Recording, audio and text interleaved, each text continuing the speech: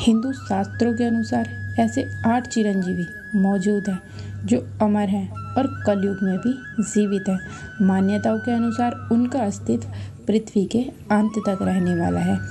चिरंजीवी उसे कहा जाता है जो अमर होता है, अर्थात जिनका कभी अंत नहीं होता। हिंदू पौराणिक कथाओं के अनुसार पृथ्वी पर ऐसे 8 चिरंजीवी मौजूद हैं जिनका अंत कभी नहीं होगा। इनमें से कुछ को ईश्वर द्वारा अमरता का वरदान दिया गया है, तो कुछ श्राप के कारण अमर हो गए हैं। आइए जानते हैं ये चिरंजीवी कौन है। प्रसन्न होकर माता सीता ने दिया वरदान। हनुमान जी को अमरता का वरदान माता सीता द्वारा दिया गया था। हनुमान जी जब प्रभु श्री राम का संदेश लेकर सीता जी के पास अशोक वाटिका गए, तब सीता जी ने उनकी भक्ति और राम के प्रति समर्पण को देखते हुए यह वरदान दिया था।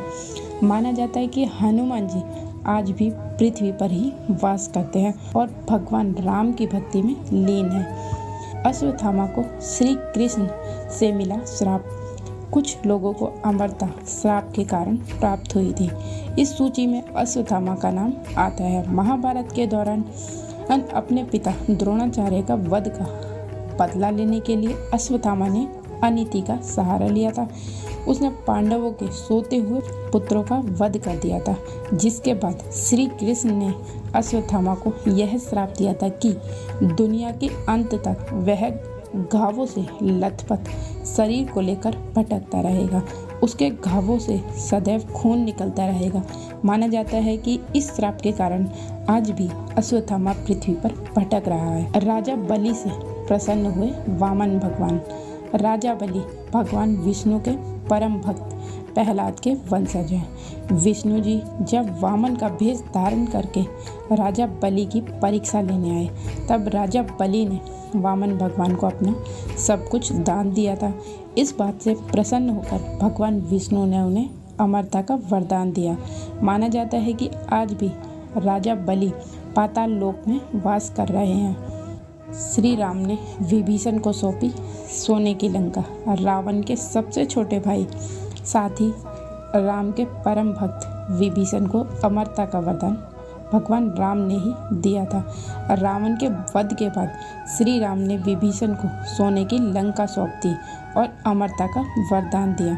माना जाता है कि आज भी विभीषण पृथ्वी लोक पर मौजूद हैं। शिव के परम भक्त हैं परशुराम भगवान विष्णु के 10वें अवतार माने जाते हैं। वे भगवान शिव के बहुत बड़े भक्त थे और हमेशा तप में लीन रहते थे। उनकी भक्ति को देखकर स्वयं महादेव ने उन्हें अमरता का वरदान प्रदान किया था। परशुराम जी का उल्लेख रामायण और महाभारत दोनों में मिलता है। महान ऋषि थे कृपाचार्य कौरवों और पांडवों के गुरु हैं। महाभारत के युद्ध में ऋषि कृपाचार्य ने कौरवों की तरफ से सक्रिय भूमिका निभाई थी। उनका नाम परम तपस्वी ऋषियों में शामिल है। अपने इसी तप के कारण उन्हें अमरता का वरदान प्राप्त किया था। महाभारत के रचयिता वेदव्यास। महर्षि वेदव्यास चारों वेदों के रचनाकार हैं। वह सत्यवती और ऋषि पराशर के पुत्र हैं। उन्होंने 18 पुराणों की रचना की है। महाभारत जैसे विस्तृत ग्रंथ की रचना भी वेदव्यास जी द्वारा ही की गई है। इन्हें भी अमरता का वरदान प्राप्त है।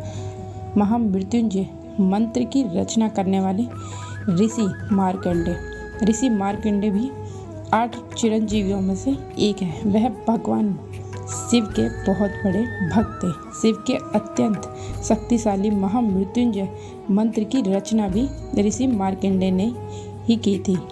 वह अल्प आयु लेकर जन्मे थे, लेकिन यमराज से उनके प्राणों की रक्षा करने के लिए स्वयं भगवान शिव अवतरित हुए।